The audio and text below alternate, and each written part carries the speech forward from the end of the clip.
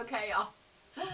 My little disc. When I record for y'all, I record on these little discs, and it got full. So that will be a shorty one, the one we just did. But I'm still determined to finish this reading, which goes all the way to 46. We're on 43, so let's keep going. Where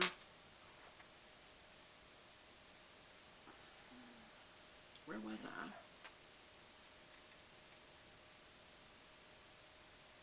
Okay, we were talking about when Jacob blessed the kids and said go, and he says, God, I would love it if you'd bring Benjamin and Simeon back, but if I have to lose my kids, whatever you will. And that should be God's will for our lives, should always be our prayer. So that was a good prayer. So the men packed up the gifts, they doubled the money and headed off with Benjamin. They arrive in Egypt. Joseph saw Benjamin with them, and he said to the manager of the household, he says, these men will eat with me this noon, take them in the palace, just make a huge feast for them. And the brothers were terrified because when they saw that they were being taken back to Joseph's house, they said, it's because of the money that someone put in our sacks. He plans to pretend that we stole it. Then he will seize us, make us slaves, and take our donkeys. Y'all, that's what it actually says in verse 18. They're worried about the donkeys. But back then it would be like taking our mode of transportation. You know, like, well, we won't have any cars to go back and forth. We won't have any way back, because that's what donkeys do. Or maybe it was like us having a cell phone. We won't be able to communicate anymore. I mean, they were really, truly afraid.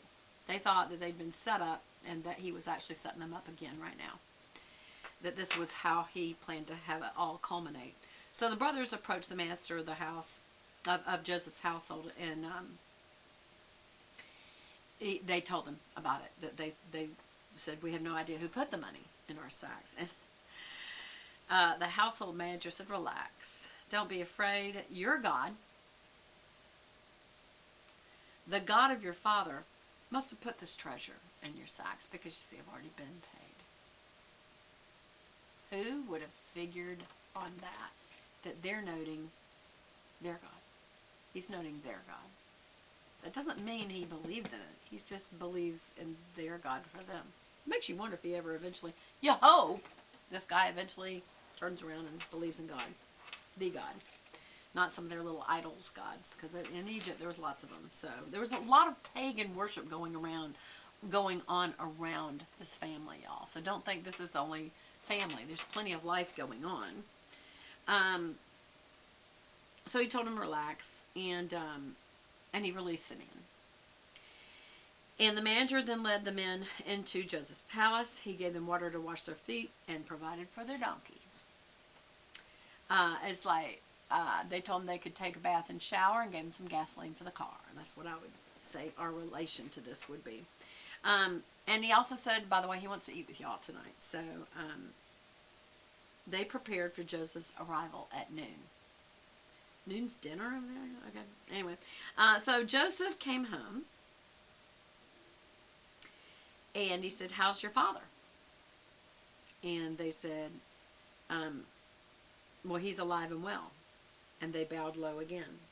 And Joseph looked at his brother Benjamin, the son of his own mother, his youngest brother. He says, this is the one you told me about? May God be gracious to you, my son. And then he hurried out of the room because he was so overwhelmed with emotion. He went to his private room where he broke down. So all this little conniving stuff that he did was to get his brother Benjamin to him. But he ain't finished. It's very emotional for him. So he said, bring out the food. The waiters served him. The brothers were served. The Egyptians. This is interesting. This is so interesting. In verse 32 in chapter 43, it says, the waiters served Joseph at his own table, and his brothers were served at a separate table. The Egyptians who ate with Joseph sat at their own table, because Egyptians despised Hebrews and refused to eat with them. And Joseph told each one of the brothers where to sit. To their amazement, he did it by birth order. So they're like, let's see none of that. They didn't say that, but they were thinking it, because it says they were, to their amazement, he was able to do this. So then in chapter 44, where were we supposed to go to? Yeah, 46. Joseph's silver cups. So when the brothers were ready to leave, Joseph gave instructions to his palace manager, fill each of their sacks with as much grain as they can carry, and put each man's money back into his sack, and then give my personal cup, my silver cup, at the top of the youngest brother's sack, along with his money and his grain. So the manager did as he was instructed. And then Joseph said to his palace manager, chase after them and stop them. And say, when you catch up with them, say, why have you repaid my kindness with evil, for you stole your master's silver cup. So I guess the silver cup is the cup that the cupbearer checks for poison, because this is a person of high value. And so it's a big deal. This is his cup. So he caught up with them, and he told them, and the brothers were like, what are you talking about? We're your servants. We would never do such a thing. And so they went through all the stuff, and when they got to Benjamin's sack, they found the cup. The brothers saw this, and they tore their clothing in despair. They loaded their donkeys again and returned back to the city. Joseph was still in his palace when Judah and his brothers arrived, and they fell on the ground before him and said, and Joseph said, what have you done? Don't you know a man like me can predict the future? And they answered, again, not saying that was the right thing to say. Maybe it's interpretation here, but it almost sounds like mean. Not because remember before, he's giving all the glory to these dream interpretations to God. Maybe he's giving glory there, or maybe he's saying, I can tell the future. You don't know what exactly he's saying. That's all it says. Don't you know that a man like me, not God does it, a man like me can predict the future? Judah answered, oh my Lord, what can we say? God is punishing us for our sins. My Lord, we have returned to be your slaves, all of us, not just our brother, who your cup was in his sack. No, Joseph said, I would never do such a thing. Only the man who stole the cup will be my slave. The rest of you may go back to your father in peace. Then Judah stepped forward and said, Judah, remember the promise he made to his dad? Please, Lord, let the servant just stay. Let your servant, meaning himself, just one word to you. Please do not be angry with me, even though you are powerful as the Pharaoh himself. But my Lord previously asked you, your servants, do you have a father and a brother? And we responded, yes, Lord. My brother is dead. So this little brother here, he's alone. He alone is left of his mother's children, and his father loves him very much. Unless the youngest brother comes back with you, he says, his dad told him that you'll never see my face again. So we returned to our father and told him what you said. Then my father said, as you know, my wife had 2 sons. One of them went away and one never returned. Went away and never returned. Doubtless he was torn to pieces by some wild animal.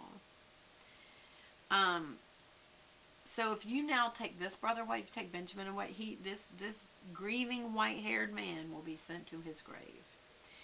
And now, my Lord, I cannot go back to my father without this boy. Our father's life is bound into this boy's life, and he will die. Please, Lord, let me stay here as a slave instead of the boy, and let the boy return with his brothers. For how can I return to my father if the boy's not with me? He couldn't bear to see it. He would die, and it would cause us great anguish. So Joseph could stand it no longer. That was it. There were many people in the room, and he said to his attendants, all of you out of here. So this is in chapter 45. So he went alone with his brothers, and he told them who he was. Then he broke down and wept. He wept so loud the Egyptians could hear him. And word of that quickly carried to Pharaoh's palace. I'm Joseph, he said. Is my father still alive? His brothers were speechless. They were stunned to realize that he was standing right there in front of them. And they said, please come closer, he said to them. And so they came closer. He says, I'm Joseph, your brother, whom you sold into slavery in Egypt. Don't be upset, and don't be angry with yourselves for selling me, because it was God who sent me here ahead of you to preserve your lives. What a mature, wise, selfless, informed from God situation that he said, you didn't do this to me. God did. Have you ever thought that way? that God did something to you that seems so wrong, and yet you trusted God anyway? That is how we've got to become. If you learn nothing else from all this story with Joseph, that's how we've got to become in our lives, that no matter what is done to us, no matter what hurts us, no matter what is taken from us, we've got to trust that God has a bigger picture here, and it's more important than you. It's more important than me as individuals. That doesn't mean he doesn't care for us as individuals. He died on the cross for each individual person, but he still has his big, huge, glorious plan for all of the earth. And for all of everything. And that's what we've got to trust in, is that God has a plan. But that plan does involve that he sees us, he hears us, he cares about us, he loves us enough to die for us, but the plan's still moving forward, and we can join him at any time and trust him. Trust him. Trust him. Only faith pleases God. So, God has sent me ahead of you to keep you and your families alive, to preserve many survivors. So, it was God who sent me, not you. He is the one who made me an advisor to the Pharaoh, the manager of his entire palace, and the governor of all Egypt. That's in verse 8.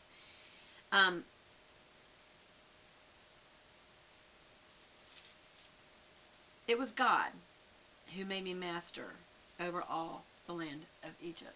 Verse 9. Look what God did. He thought he was done for, and he's instead over a whole nation. Come down to me immediately. You can live in the region of Goshen, where you can be near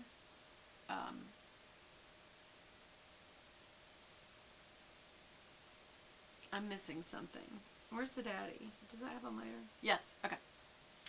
Did it say that? I think I missed it, y'all. Go back to my father and tell him. Okay, there we go.